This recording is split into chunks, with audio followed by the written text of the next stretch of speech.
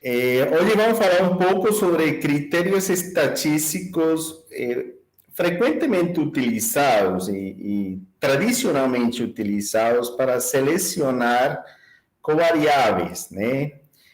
Especificamente, os que são mais utilizados quando está sendo feita alguma análise de regressão múltipla, né? O interesse, principalmente, de incluir outras variáveis dentro de um modelo, né, é aquele de controlar ou mitigar o fenômeno de confusão. É um problema quando a gente quer conhecer o efeito ou ter uma ideia, né, do efeito que teria uma exposição sobre um desfecho de interesse em saúde. Tradicionalmente, esta é uma definição tradicional que depois a gente vai discutir e, de fato, dentro da disciplina, a gente vai retomar isto desde outra perspectiva, desde a perspectiva baseada, né, em diagramas causais, ou melhor, apoiada em diagramas causais, né?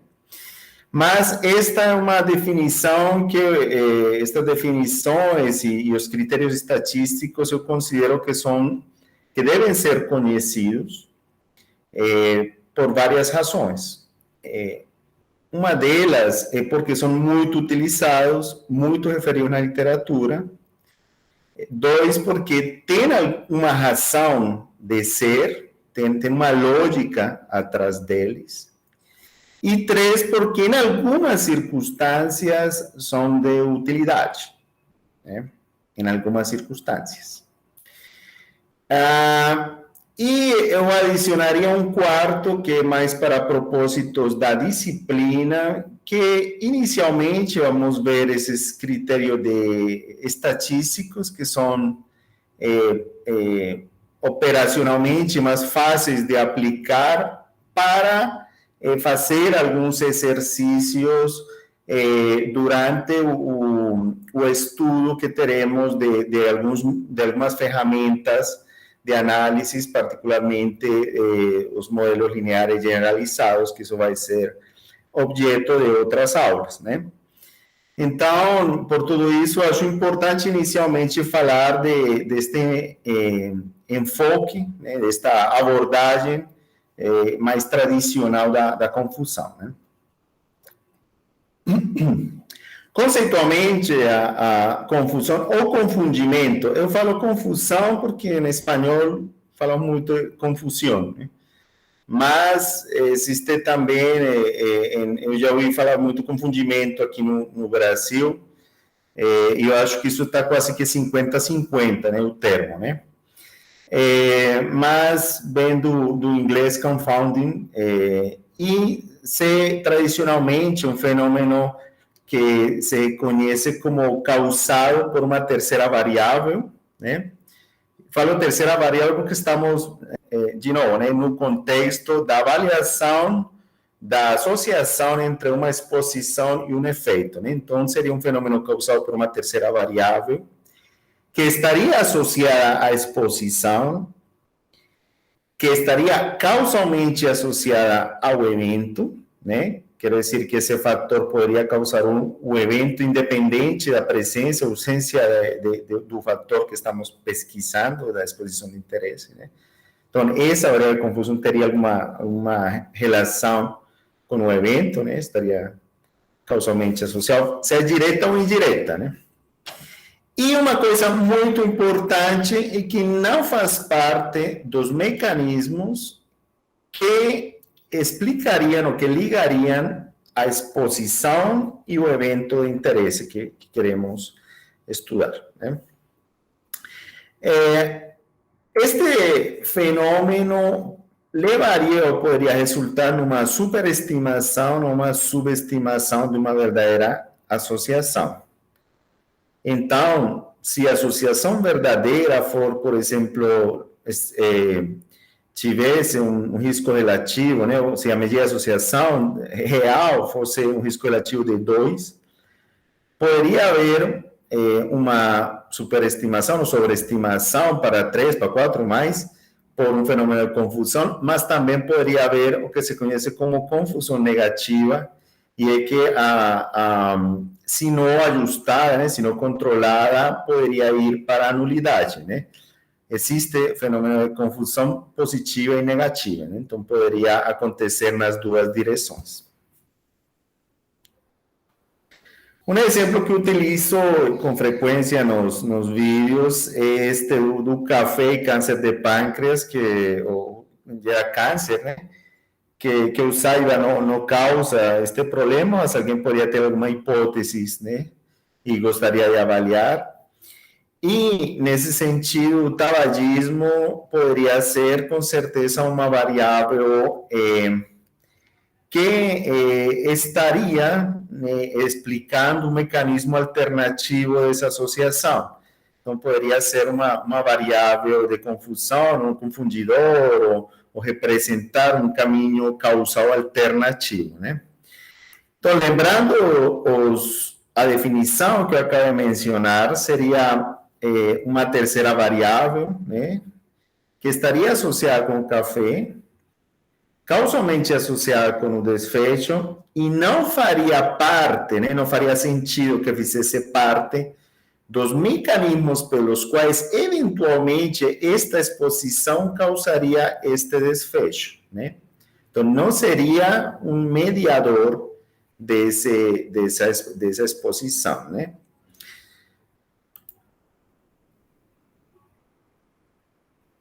Este, então, poderia ser uma variável, um fator de confusão, um confundidor, né? Como vocês quiserem chamar, né? E poderia haver outros, poderia haver, por exemplo, a idade, né? A idade bem poderia ser causar, né, uma confusão, um confundimento, devido a que as pessoas, com o aumento da idade, talvez tomem mais café, né? Aconteceu comigo. Né? E, com certeza, com o aumento da idade, muitas patologias aumentam sua frequência, como a maioria dos problemas oncológicos, né? Então, podemos pensar aqui em outra caixa, né? Outra variável, que é a idade, que estaria relacionada com café e também com câncer de pâncreas. Essa poderia ser também um outro fenômeno de confusão. O que podemos fazer para controlar ou mitigar, ou idealmente eliminar esse problema quando queremos estimar um efeito, né, de uma exposição sobre um desfecho? Na verdade, existem várias alternativas, né? Eu coloquei aqui apenas umas, né? Talvez as que eu considerei mais frequentes. E podemos pensar em controlar, mesmo desde o desenho do estudo, né? Por exemplo, no exemplo anterior, se eu quiser controlar essa confusão causada pelo tabagismo, eu poderia excluir os fumantes. E pronto, faço o meu estudo apenas em pessoas que não fumam, para ver se o café causa esse problema, né? Outra opção é o pareamento, e é procurar que, então, por cada pessoa que tenha essa característica que pode confundir, né? Por exemplo, o tabagismo, e que tome café, eu procurar uma outra que não tome café, né, a exposição que estou avaliando, e que tenha a mesma exposição ao tabagismo, né? Então, a ideia do pareamento é que os expostos e não expostos ao café estejam equilibrados, sejam similares em relação às potenciais variáveis de confusão, para que a diferença entre os grupos seja em relação ao desfecho, né? A diferença no desfecho seja atribuível à exposição de interesse. Com um propósito similar, existe a possibilidade de fazer uma aleatorização, uma randomização de uma exposição, mas isso só é factível no contexto de ensaios clínicos para avaliar medicamentos que se espera tenham algum benefício, né? Não para avaliar fatores de risco. Aí, de novo, a ideia de alocar a intervenção de forma aleatória procura que os grupos de tratamento sejam similares em relação, né, similares, comparáveis, né, equilibrados, em relação a todos os determinantes do desfecho. Né? Agora, quando não é possível fazer isto, não é factível no desenho fazer esse controle da confusão, está a opção de fazer na análise. Temos a opção da padronização, né? Em espanhol é estandarização, né? Por exemplo, quando a gente escuta falar de taxa padronizada de mortalidade, né? Quando os profissionais da saúde pública desejam comparar, por exemplo, a mortalidade de uma região versus a mortalidade de outra, essa mortalidade, né, essa comparação de regiões, pode estar confundida pela distribuição etária, né, de cada uma das regiões. Pode ser que uma região tenha mais velhos e, portanto, vai ter mais mortes por ano. Então, seria necessário fazer uma padronização, que é um tema que a gente estuda, né, na disciplina de epidemiologia básica, e consiste em extrapolar, né, essas medidas de mortalidade por faixa etária para uma população com uma estrutura etária hipotética, né? E colocando nesses termos as duas taxas, é possível fazer algumas comparações, controlando, então, pela idade, né? Então, é possível padronizar por idade, é possível padronizar por idade e sexo, né? Por variáveis demográficas das quais tenhamos informação sobre os locais, né? Sobre as populações, né? Das quais tenhamos informação das populações. Uma outra opção, então essa padronização pode ser de utilidade para ajustar por variáveis demográficas, né, que geralmente temos bastante informação, ou pelo menos projeções, né, nas regiões. A análise estratificada consiste, né, voltando ao exemplo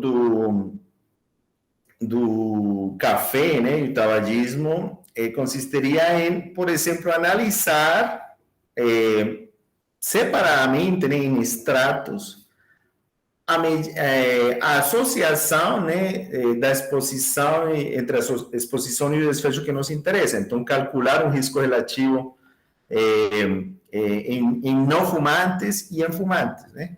E depois juntar essas medidas calculadas, né, em cada um dos estratos em uma medida única, né? Que seria uma medida considerada ajustada. E a última da qual vou falar, mas não é a última que existe, existem outras estratégias, né? São as regressões. As regressões consistem em estabelecer uma função, né? uma ferramenta estatística que permite identificar uma função que para predizer um desfecho a partir do conhecimento de algumas variáveis independentes. O interessante desta ferramenta é que permite desagregar, né, ou ter uma estimativa da contribuição de cada uma dessas variáveis, assumindo como constantes as outras. Então, é uma forma de ajustar pelas outras variáveis, né? Então, acaba sendo uma ferramenta bastante versátil E por isso mesmo também existe um alto risco de utilizar de forma errada, né? Também esse é o único problema, né? Aqui temos, né, o exemplo do café e o risco de câncer. Se a gente avaliar com estes dados que estão representados aqui, onde hipoteticamente existem duas coortes de pacientes, estes são dados hipotéticos, né? Onde existem em cada um dos grupos 1.000 pessoas e nos expostos ao café 46 desenvolvem câncer e no grupo não exposto 19, né? Dá para ver que este grupo exposto ao café tem um maior risco, né, comparado com este.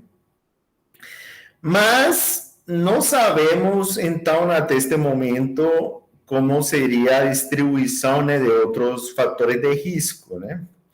Então, em relação ao café, né? Então, em relação a fumar, temos, seria uma primeira pergunta, quantos fumantes estão no grupo, quantos são fumantes no grupo de café e quantos são fumantes no grupo que não toma café? Aqui estamos vendo já que existe uma maior frequência de fumantes no grupo exposto ao café. Isto já nos faz pensar em uma das características das variáveis de confusão, e que está associada à exposição. De fato, aqui podemos ver que fumar, né, a frequência do tabagismo em pessoas que tomam café é 4 vezes a frequência naqueles que não tomam café. Então, existe já uma associação, né? Agora, sabemos que fumar está associado causalmente com câncer. Aqui, nesses dados hipotéticos, podemos comparar aqui, por exemplo, entre as pessoas que tomam café, desses 46 casos, quantos estavam em fumantes e quantos em não fumantes. E vemos que existe aqui um risco relativo de 10, né? Dá para fazer de cabeça, 40 de 400 é 10%, e 6 de 600, 1%, é 10%.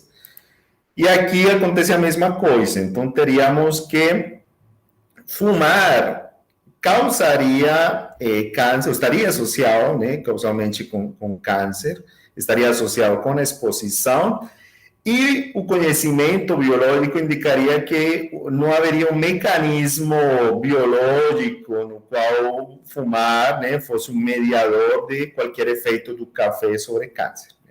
Então, fumar cumpriria todos esses critérios, né, neste exemplo hipotético. Então, o que podemos fazer, então, agora para calcular essa medida de associação entre café e câncer? Então, poderíamos fazer uma análise estratificada, que seria calcular o efeito do café sobre câncer em cada um dos estratos de fumantes e não fumantes. Por exemplo, calculemos a incidência em pessoas que tomam café no extrato de não fumantes. Aqui pensemos em reorganizar aqui esta figura, né? E comparar, então, estes não fumantes com estes não fumantes. Os primeiros, né, os que estão aqui acima, seriam expostos ao café, e aqui embaixo, não expostos ao café, né? Aqui dá 1%, 6 de 600, e aqui embaixo, 9 de 900, dá 1% também. Então, não haveria uma diferença na incidência associada ao café nesse grupo. A mesma coisa entre fumantes. Fumante que toma café, 10%, e fumante que não toma café, 10% também. Então, o café não tem nenhum efeito sobre a incidência de câncer neste exemplo hipotético. Então, a análise estratificada faria um cálculo para fumantes, um cálculo para não fumantes, que já mentalmente, né, aqui dá tanto risco relativo como os ratio, e aplicando algumas fórmulas, combina, né, junta, né, sumariza, resume essas medidas de associação para ter uma medida única ajustada, que com certeza neste caso daria 1, né? Porque juntando 1 com 1 tem que dar 1 independente do mecanismo. Então, esta é a fórmula para Então, aqui está a fórmula de Mantel-Hansel para ter um risco relativo ajustado, análise estratificada. Está baseada na informação de duas tabelas de contingência. Esta seria uma tabela de 2x2, onde o exposto, neste caso, né, café, os casos, né, pessoas com câncer, e o extrato 1 seria, por exemplo, não fumantes, né? E repetiria os cálculos para fumantes. Então, aqui calcularíamos, a gente fez de cabeça lá, daria 1, aqui também daria 1, e uma forma de combinar é com esta fórmula. Não se faz uma média aritmética, porque tem que ser feitas algumas ponderações, né? Considerando a distribuição, os pesos de cada um dos marginais, etc., né? Dos valores marginais da tabela. Então, a fórmula é esta é a fórmula para obter esse risco relativo ajustado, utilizando os dados que estão na figura anterior, teríamos este cálculo, e vocês podem ver que, com certeza, isto vai dar 1, né?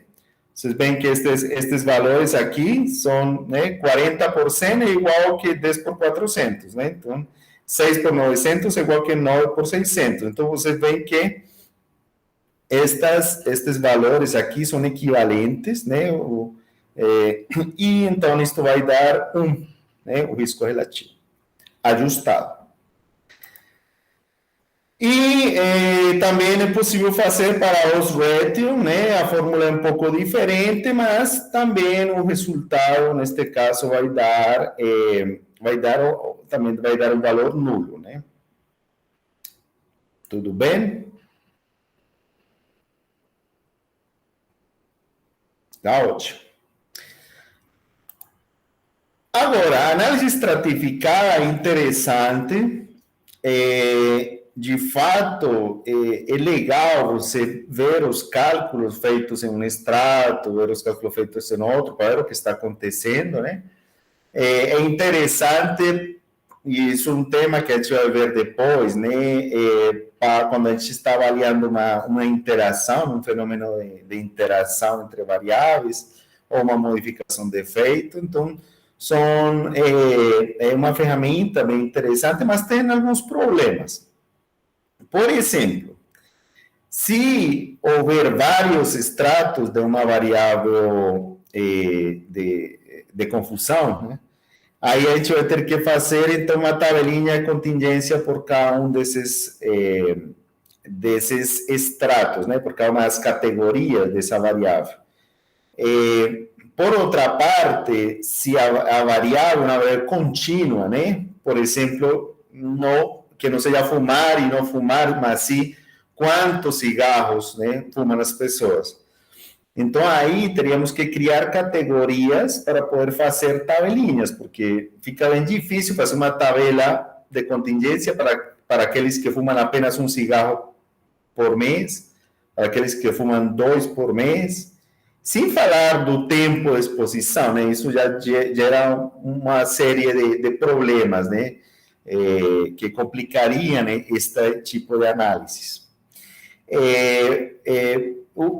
Também, quando existem várias variáveis, né, vamos pensar que a gente quer ajustar não apenas por tabagismo, mas também por sexo, por idade, né? Bom, idade, além disso, teríamos que criar categorias também, etc, etc. Então, podem acabar sobrando tabelas de contingência com poucos dados. E isso é um problema, porque existe uma perda de informação, é algo ineficiente, pode se perder poder, e algumas vezes até o mesmo pacote estatístico pode ter problemas para executar esse tipo de análise. Então, a análise estratificada geralmente se faz com poucas variáveis que têm poucas categorias.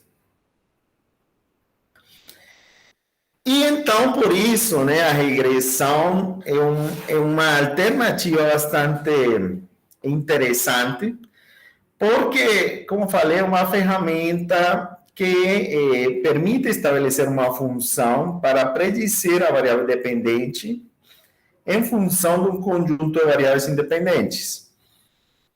Um exemplo que eu coloquei, né, apenas para fazer uma comparação com a análise estratificada, mas que depois a gente vai ver em uma aula posteriormente, é a regressão log-binomial ou binomial, que modela a proporção do evento. Quando falo proporção, falo incidência ou prevalência, e permite obter riscos relativos ajustados. Agora, eu esperaria que o resultado obtido com análise estratificada, né, a medida ajustada, seja similar também à obtida com uma regressão, né? Só que a regressão tem várias vantagens, como poder ajustar por várias variáveis, né, incluindo variáveis contínuas. E é possível, então, representar relações mais complexas e poder, né, aumentaria a chance de a gente controlar diversos fenômenos de confusão. Então, no caso anterior, que esta seria, né, uma sintaxe que a gente utilizaria para estimar o risco relativo de câncer de pâncreas segundo o café, né, a associação entre café e câncer de pâncreas, né, o risco relativo dessa associação.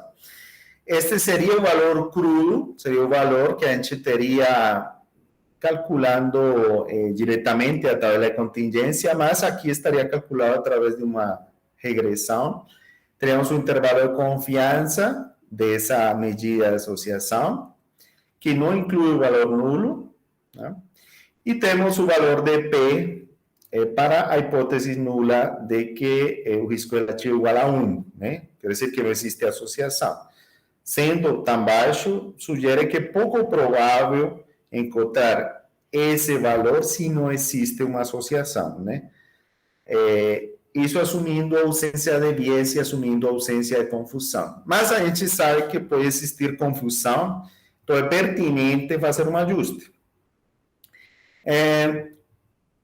A forma, então, a sintaxe, né? Lembrando que seria, em Stata, a sintaxe é colocar bin-reg, né? Bin-reg, a variável dependente e a variável independente, vírgula RR, né? Se a gente quer adicionar uma outra variável, neste caso, tabagismo, cigarro, cigarrillo, né? A gente pode adicionar antes da vírgula outras variáveis. Então, aqui, neste caso, teríamos este resultado. De novo, a medida ajustada, né, do risco relativo da associação entre café e câncer de pâncreas seria 1, né, que seria igual ao que a gente teria com análise estratificada. Seria o intervalo de confiança, um valor de P de 1, quer dizer, não existe associação, né? E o cálculo que a gente tem do risco relativo de tabagismo também fica calculado neste modelo. Então, essa é uma coisa interessante da análise de regressão, é que não apenas tem uma medida de associação para café, mas também para tabagismo, né? Isto deve ser interpretado com cuidado, porque pode ser que, dependendo, né, do interesse do estudo, eu não tenho um ajuste adequado para esta outra variável, né? Esse vai ser um tema que a gente vai ver depois, né? Quer dizer, pode ser que para risco relativo eu não seja necessário, nem pertinente, nem adequado ajustar por café, mas para estimar a associação de café, sim seja importante ajustar por tabagismo, né? Então, mas o modelo não sabe disso. O modelo te calcula as medidas de associação para cada uma das variáveis incluídas no modelo, né? Aí a interpretação vai ser o desafio posterior. Neste caso, a Associação para Tabagismo tem um intervalo de confiança amplo, mas não inclui a unidade, né? O valor de P é muito pequeno, né? Sugerindo que existe uma associação significativa.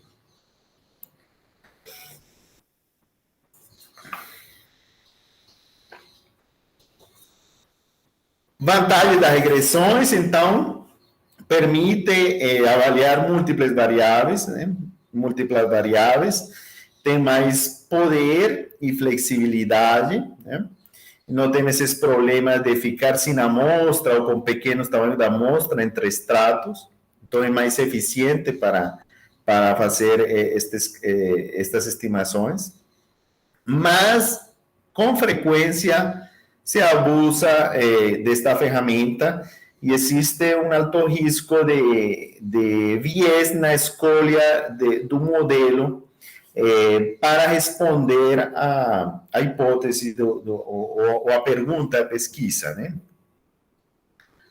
Sobre isto, né, a gente falará em outras aulas posteriormente, quando falemos um pouco mais sobre inferência causal. Então, bem, esta pergunta, né? Vamos combinar, então, que as regressões são uma ferramenta bem interessante. Eu consigo, então, ajustar por várias variáveis, né?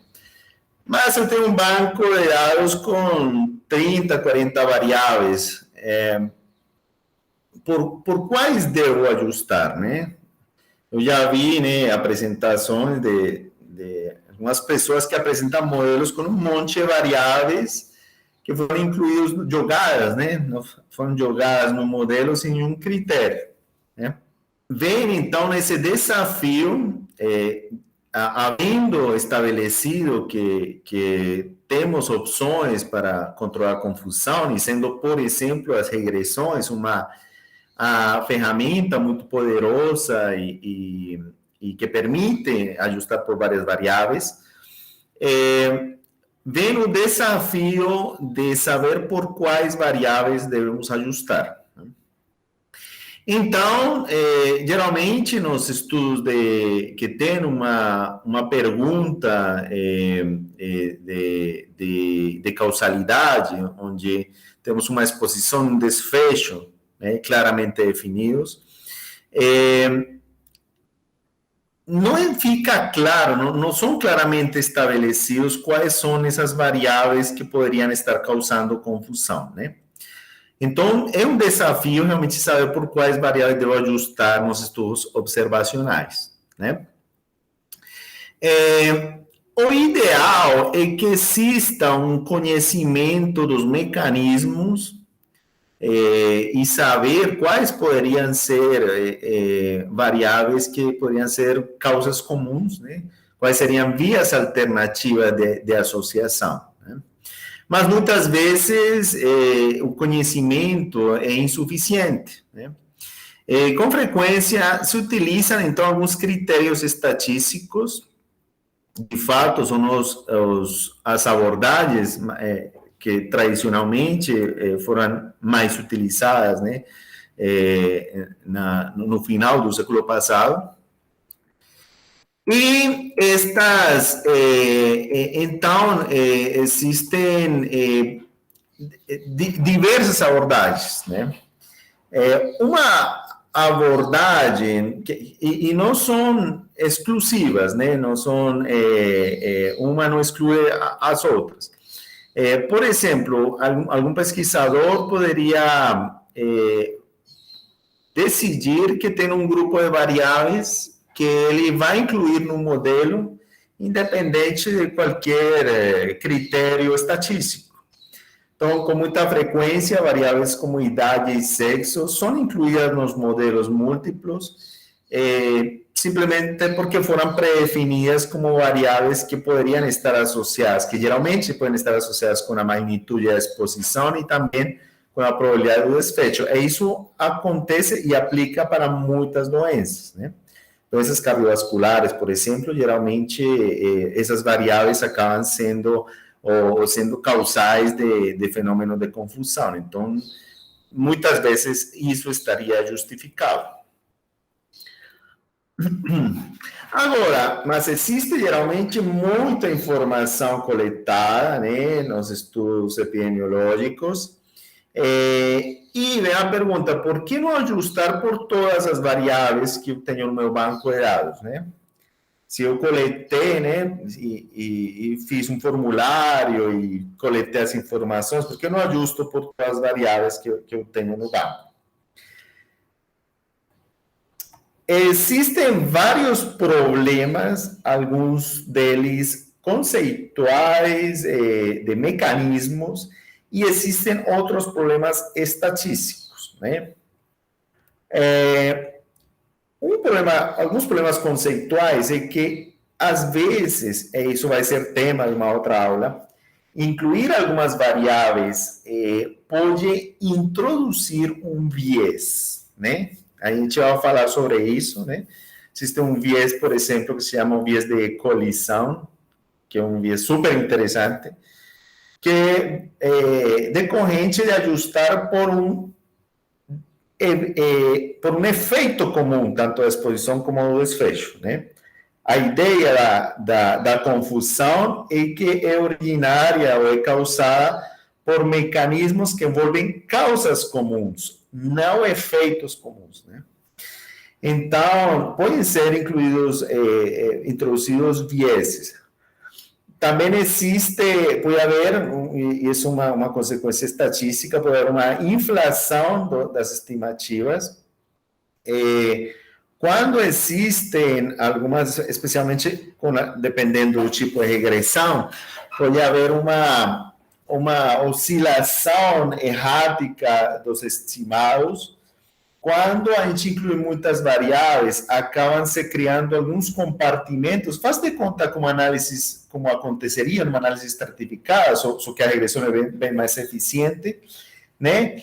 Mas alguns compartimentos podem ficar com poucas observações e as estimativas podem oscilar ampliamente. Então, as estimativas podem oscilar bastante e ficar infladas, né? Esses são fenômenos que às vezes chamam sobreajuste, o sobreajuste tem duas interpretações. Quando a gente fala de modelos preditivos, se refere a você ter incluído um excesso de variáveis em relação ao tamanho da amostra, e as associações acabam sendo muito dependentes da amostra, né? Então, por exemplo, imaginem que vocês têm uma amostra de 100 pessoas, né? E tiveram 10 eventos. E eu incluísse 9 variáveis, ou 10 variáveis. Aí, talvez, eu consiga predizer os 10 eventos. Essas 10 variáveis eram os nomes das pessoas que desenvolveram o evento, né? Aí, o modelo vai predizer perfeitamente cada um dos eventos, né? Mas tem um excesso de variáveis para o número de eventos, né? Isso seria um sobreajuste, ou as estimativas ficam infladas e oscilando, né, erraticamente. Bom, eu falei uma coisa exagerada, né, colocar os nomes das pessoas, né? Mas pode acontecer quando a gente acaba colocando variáveis muito específicas de alguns subgrupos. Isso é um problema quando a gente quer extrapolar essa função, né, o resultado dessa regressão para outras populações. Esse é o conceito no âmbito da predição. No âmbito da inferência causal, sobreajuste também é utilizado para se referir o ajuste por um mediador, né? Então, lembrem que a confusão envolve variáveis que não estão na linha de causalidade. Então, ajustar por um mediador não seria algo adequado, não estaria controlando confusão, estaria fazendo outra coisa, né? E isso se considera sobreajuste. Sobre isso também teremos uma aula posteriormente sobre mediação, que é outro assunto. Existe outro fenômeno estatístico conhecido como multicolinearidade, né? Que é um problema relacionado com a correlação entre as variáveis, né, incluídas no modelo, e está é ocasionado pelo mecanismo, né, ou é afetado pelo mecanismo pelo qual uma regressão chega às estimativas dos efeitos, né, das associações. Acontece que uma regressão múltipla, ela estabelece uma matriz de correlações entre as variáveis e utiliza o que não está correlacionado entre uma variável independente e outras independentes para ver como esse resíduo está associado com o desfecho, né?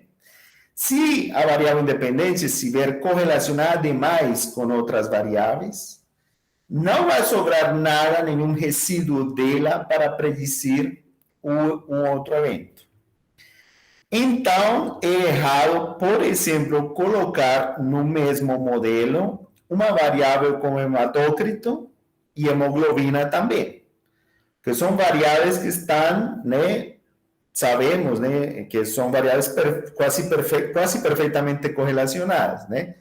Tanto que se espera que o hematócrito seja mais ou menos 3 vezes o valor da hemoglobina, né? Então, essas variáveis estão muito correlacionadas, né? Então, não é adequado incluir variáveis que estejam medindo praticamente a mesma coisa. Esse é o problema, né? Tem variáveis que estão medindo praticamente a mesma coisa e isso pode levar à multicolinearidade. Geralmente, os programas estatísticos, quando identificam uma colinearidade, uma correlação alta demais em teorias independentes, eles excluem uma das variáveis do modelo automaticamente, né? Mas, às vezes, esse fenômeno acontece por uma correlação intensa entre várias variáveis. Então, ainda pode acontecer como um fenômeno grupal, né, do grupo das variáveis. Então, estes são alguns das consequências, dos riscos de incluir variáveis no modelo sem nenhum critério, né?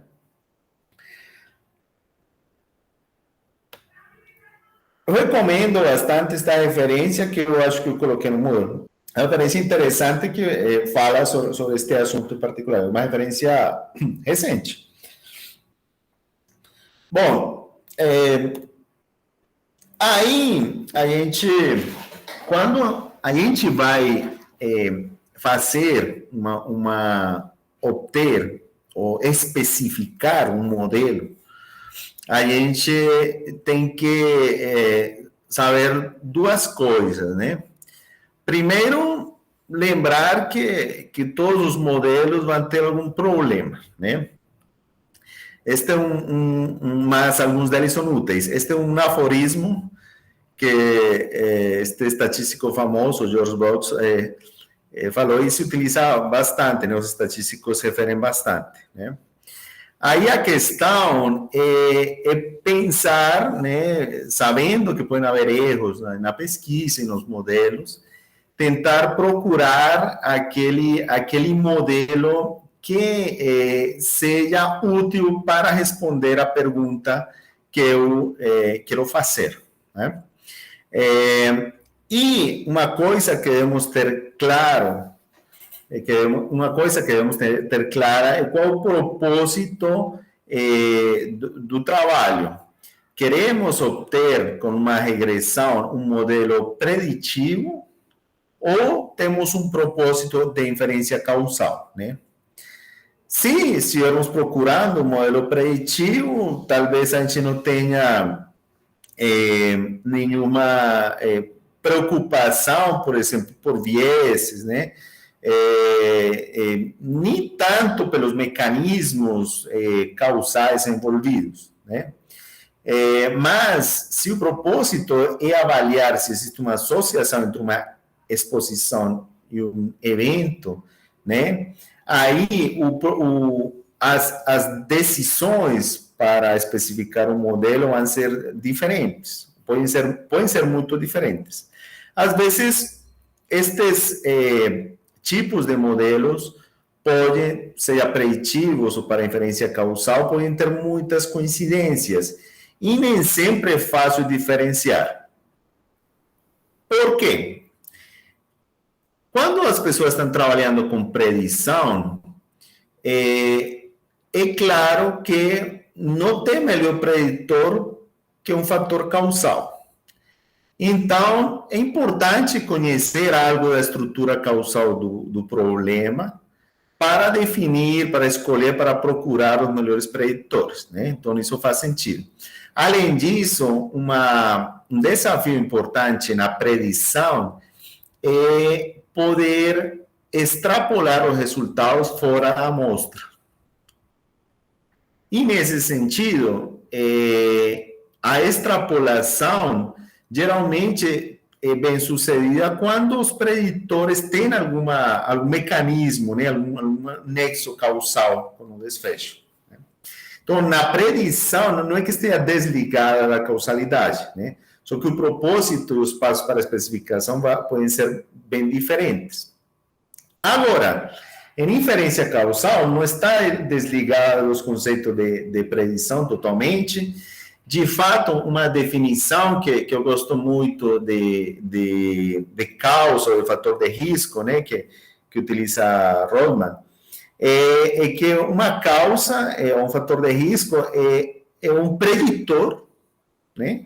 Então, já começa por aí. É um preditor que, se não estivesse presente na população, então os eventos não aconteceriam em todas as pessoas ou aconteceriam mais tarde, né?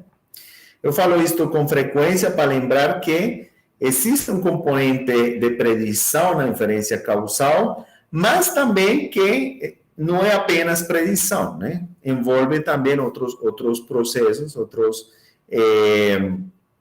passos importantes para avaliar adequadamente a evidência, para evitar viés, para descartar, né, explicações alternativas, né, e avaliar de forma conjunta a evidência.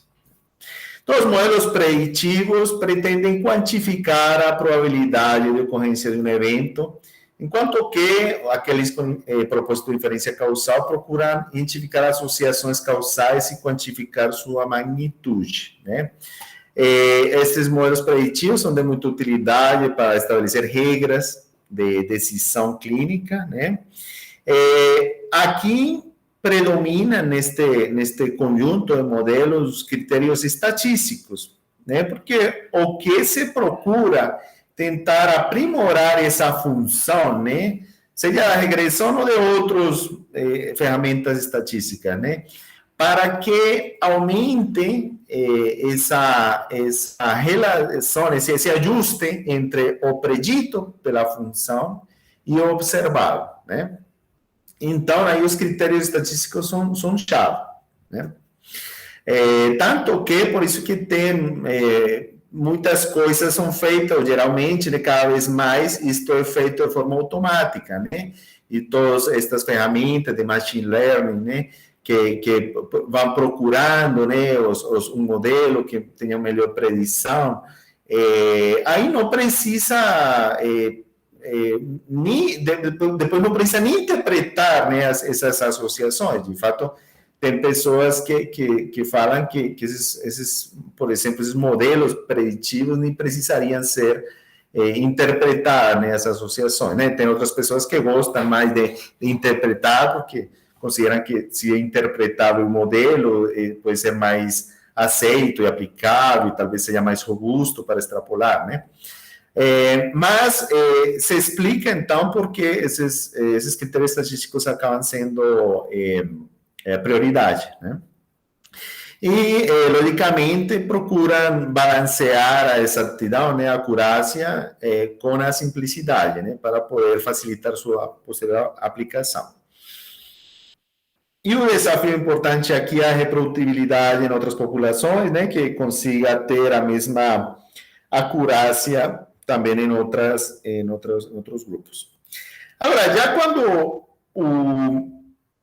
os propósitos têm mais são de inferência causal, né, que onde a gente quer avaliar se um fator de risco está associado causalmente, pensando em intervenção em saúde pública, né, se uma intervenção realmente protege, né, se existe um fator protetor, um fator de risco, etc. Então, temos este outro propósito de análise de dados, que é a inferência causal, que é na qual estamos focando, né, vamos focar nesta disciplina, né? Aqui, não preocupa tanto a simplicidade do modelo, mas se preocupa realmente ajustar, por exemplo, todos os fatores de confusão, né? Chegar a desagregar os efeitos segundo categorias que podem representar modificações de efeito, né? Então, é importante ter, né, resumindo, é importante ter claro qual vai ser o propósito do trabalho, né? Como mencionei, a inferência causal não é que esteja desligada aos conceitos de predição e, de fato, se utilizam muitas ferramentas para fins preditivos durante análises com propósito de inferência causal. A mesma regressão, né, envolve dentro dos procedimentos estatísticos a busca da fórmula que tenha a maior predição para o evento, né?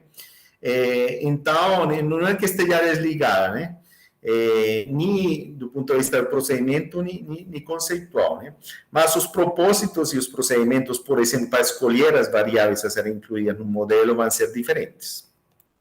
Vamos falar, então, das estratégias tradicionais para a seleção de covariáveis, né? Então, uma abordagem pode ser simplesmente checar se a variável de confusão cumpre as características daquele confundidor que a gente já comentou, né? Quais são essas características? Que está associada com a exposição, né? Que está associada com o desfecho, né? E, logicamente, que conceitualmente a gente saiba que não faz parte do mecanismo causal, né, que levaria à exposição de interesse com o desfecho de interesse, né? Eu queria compartilhar uma experiência que eu tive faz já vários anos, né, de um artigo que escrevi, está em espanhol, quando eu era uma criança de 24 anos, né, quando escrevi esse manuscrito, e que pretendia estimar o efeito da dipirona, né, do uso da dipirona precocemente em pacientes com dengue, sobre o pronóstico desta doença. Isso foi feito no contexto de um estudo de coorte, no qual tive a oportunidade de trabalhar, e veio de uma preocupação, a verdade, uma colega, a doutora Ruth Martínez, ela teve a observação de que os pacientes que estavam recebendo dipirona, ela tinha a impressão de que que evoluíam mais grave, que parecia que tinham os piores contágios de plaquetas. Ela teve essa observação, e aí eu fui analisar e avaliar isso com alguns dados que a gente tinha coletado prospectivamente, né? Então, qual seria a estrutura conceitual da pergunta? Seria se a dipirona estaria associada com o prognóstico, né? Quais poderiam ser variáveis de confusão, né? A gente, uma variável de confusão clara seria as manifestações precoces. Talvez, por exemplo, os pacientes mais sintomáticos precisariam mais analgésicos e também seriam os que evoluíssem pior, né? Então, poderia haver, né, essa associação, se houver associação entre dipirona e pronóstico, poderia ser explicada por esse mecanismo, né? Que não seria parte do mecanismo, porque não é que a dipirona aumente as manifestações, né? Realmente seria algo alternativo. Outras coisas poderiam ser que comorbidades, né? Talvez alguns pacientes com algumas características tenham recebido mais dipirona e isso se associa com pronóstico. Ou idade, né? O paciente, dependendo da idade, coloca mais dipirona ou até se automedicam, talvez, e isso pode estar associado com pronóstico, quem sabe, né? Então, o que eu fiz foi qual critério eu ia ter para selecionar por quais variáveis ajustar, né? Então, o que eu fiz, realmente, a gente fez análises com... eu fiz análises com uma amostra pequena, né? Tinha um pouco mais de... Tinha 110 pacientes apenas, e desses 7 deles tinham recebido dipirona nos primeiros dias da doença. 93 não tinha recebido este medicamento. E o que eu fiz uma comparação dos grupos, e eu vi que não existia diferenças nem demográficas, nem alguns antecedentes, nem em medicamentos, também outros medicamentos recebidos, nem nas manifestações clínicas. Vocês podem ver aqui, né, são bem similares os dois grupos, tá? Bem similares os dois grupos, né?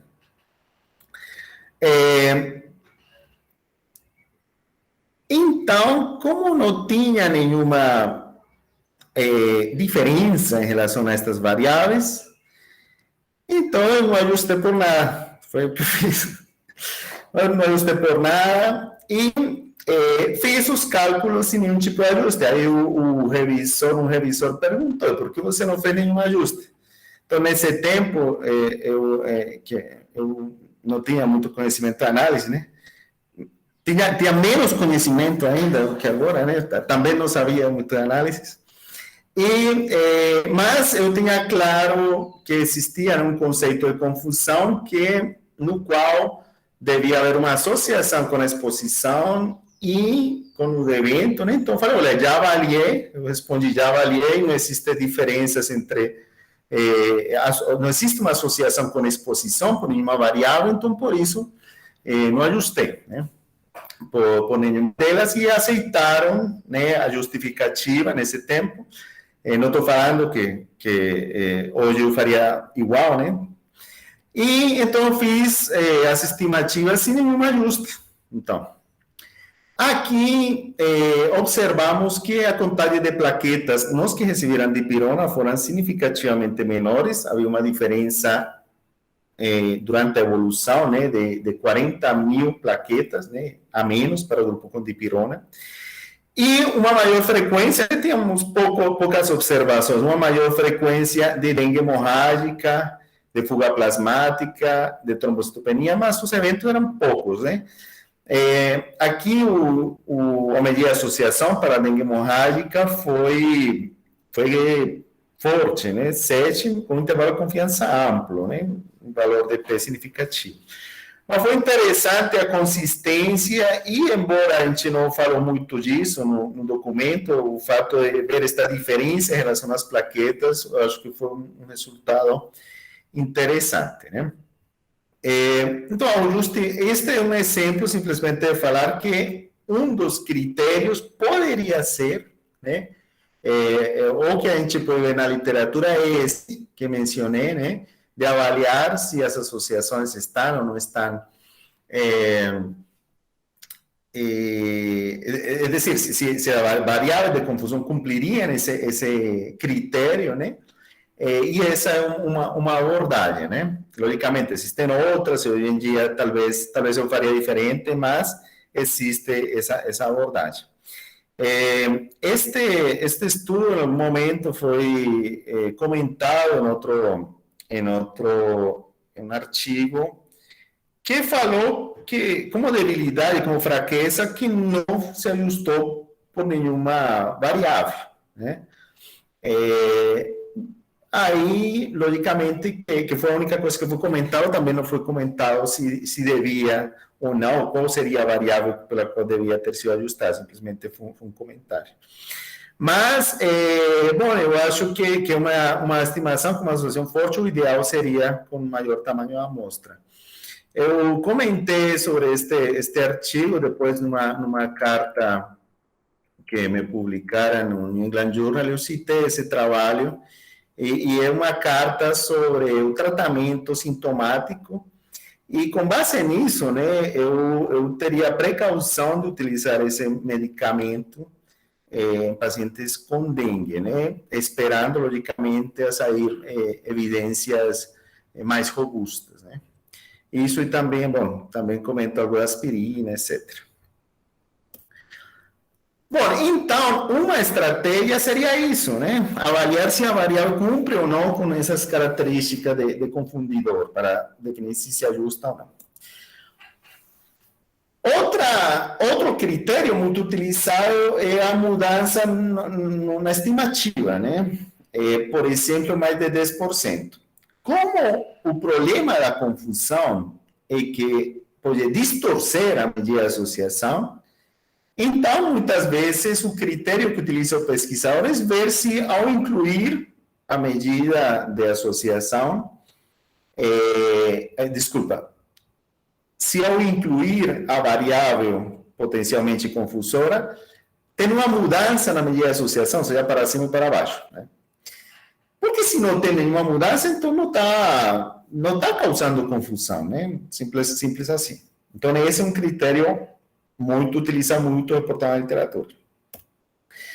Outro é incluir e deixar no modelo todas as variáveis que tenham associação com o desfecho, né? Quer dizer, incluiu, por exemplo, no modelo que eu mostrei aí, incluiu cigarro, né, tabagismo, e ficou associado, então vou deixar, né? Isso faz sentido? Bom, se o que eu quero é saber se a relação de café e câncer está... qual é essa associação? Talvez não seja tão importante saber outros valores de P, de outras variáveis. Mas o intuito desse critério é que se eu incluir no modelo todas as variáveis causalmente associadas com o desfecho, então vou ter considerado todas as variáveis que teriam uma seta, né? Que cumpririam pelo menos uma das características das variáveis de confusão, né? Pois não? Professor, uma pergunta. Esse critério de mudança no estimado, esse 10% ou seja, é escolhido pelo pesquisador ou é um ponto que todo mundo utiliza ou é tipo uma regra, assim? O que chamam uma regra de dedão. Ah, tá. Ninguém demonstrou que 10% é melhor que 8% ou que 12%. E se alguém encontrar uma prova disso, eu agradeço muito que me passem. É um ponto de corte arbitrário, né? Pode ter... algumas pessoas consideram que chega a ser perceptível, né, depois de 10%, mas é algo totalmente arbitrário. Não existe. É um exemplo que geralmente o que as pessoas fazem é predefinir um ponto de corte antes de fazer análises, né, para evitar vieses nesse processo de seleção. Mas é algo que é feito, foi escolhido de forma arbitrária, como foi arbitrário o valor de P de 0,05 também. São pontos de corte arbitrários, né? Muito bem. E muitas vezes os pesquisadores consideram mais de um desses critérios. Então, com frequência, alguns pesquisadores misturam essas estratégias. Por exemplo, predefine algumas variáveis, por exemplo, idade e sexo, independente desses critérios estatísticos, e, além disso, fazendo uma pré-seleção de variáveis inicialmente, né, como as tabelas que eu mencionei, e depois deixa no modelo aquelas que têm algum desses critérios. Então, às vezes, fazem algoritmos para definir quais são as variáveis que vão ficar no modelo. Este método que eu falei primeiro, né, tem um problema. Qual poderia ser esse problema, né, do qual eu falei aqui, né, que eu utilizei neste estudo? Este estudo tem vários problemas, né? O tamanho da amostra não é generoso, né? Mas essa forma de avaliar se uma variável pode ser incluída no modelo, qual seria o problema? O que vocês acham?